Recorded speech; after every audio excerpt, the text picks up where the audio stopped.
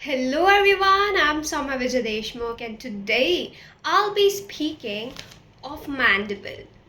This is the bone which develops from the first pharyngeal arch and it has its part as the body and the ramus. So talking about the body, we have anterior surface, posterior surface, superior border or the alveolar arch and the inferior border or the base of mandible.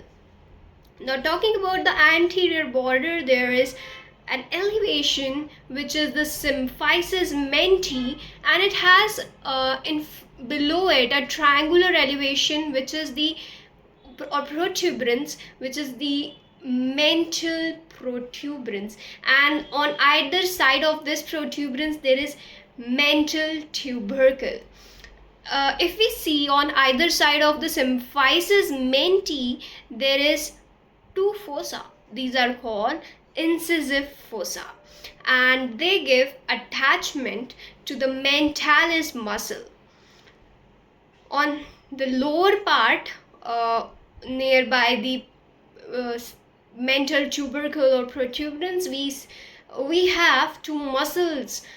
These are the depressor angularis oris and depressor labor inferioris. Then there is a line coming from a ridge kind of coming from the anterior border of the ramus, and it runs like this, and it's called the oblique line, and it gives the attachment to the buccinator muscle. So it is an accessory muscle for mastication. We don't have it as the main muscle, but yeah, it do help. Then we have two foramen.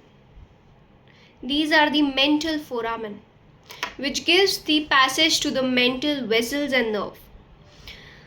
So this was the anterior part. Let's see the posterior. So we have two tubercles, genuate tubercle, the superior and inferior. So the superior genuate tubercle gives attachment to the genioglossus ligament, and the inferior one would give to the attachment to genio. See, glossus is tongue. That's why I said superiorly as a glossus, and hyoid muscle is below. That's why geniohyoid ligament. Things are simple if we go logically, and instead of mugging it up, we try to understand it. So I mostly prefer understanding things to make it interesting. Now we also have one ridge coming this way over here, and it is called the mylohyoid line. It gives attachment to the mylohyoid muscle, and also there is some nerve running with it, which is the mandibular nerve and vessel. On also there is labial nerve. Then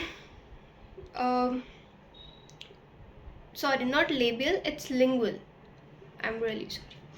Then we have in the base there is facial nerve. Other nerves, let's see in a while. Yeah, let's go to the ramus, and then before that, yeah, one more thing. There is the digastric fossa in the inferior part. It gives attachment to the deep cervical fascia and the platysma muscle of the neck, all over here. Then we have the ramus, which has lateral surface, medial surface, superior border, inferior border, anterior border, posterior border. We also have two processes, which is the first one is the pointed, it is the coronoid process, and the one which will make the TMJ, temporomandibular joint, it's the condylar process. It also have one depression in anterior, it's called fovea. So I will tell the which muscle of mastication is attached over here. Please write the answer in the comment box. I would be covering this answer in the video, but I want to know how alert you are while listening to me. So We have over the medial surface we do have some foramen. This is the mandibular foramen, and there is a tongue-like extension nearby, which is the lingula. Now, what should be passing through the mandibular foramen? Not mandibular nerve and vessel. It is the alveolar nerve and vessel. Then we have, let's see the attachments of the ligaments. Before that, we have the angle of mandible over here. This is the angle of mandible. It gives attachment to the stylomandibular ligament. The lingula is giving attachment to the sphenomandibular ligament. This condylar process have laterally the lateral ligament of the temporomandibular joint. Then we have one more thing. Near the mylohyoid line, the superior part of the mylohyoid line, there is not superior, it should be posterior.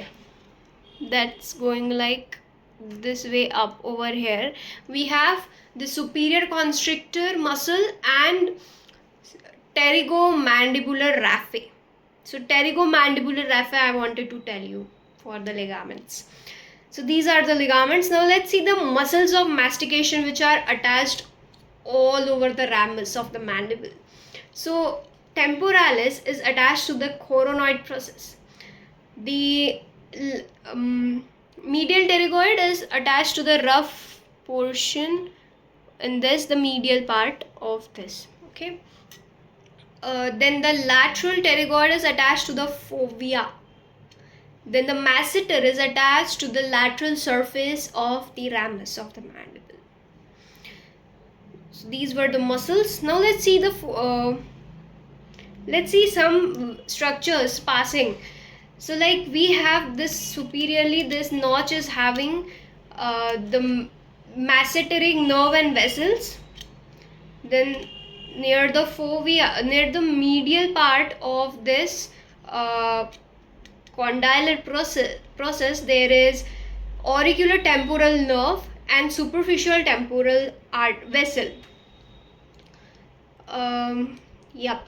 Then inferiorly, as I already told you, there is facial nerve.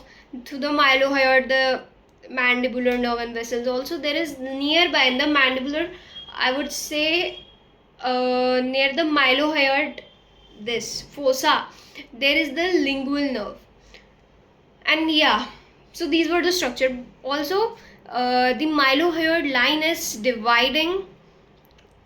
Superiorly there would be sublingual fossa and inferiorly there would be submandibular fossa. Sublingual and submandibular fossa. We have the parotid over here, posterior-superior. Okay, laterally we have it. So these were the salivary glands, and yeah, I hope I have covered each and everything. So this was all about it. Thank you so much for watching it out, and please don't forget to like, share and subscribe.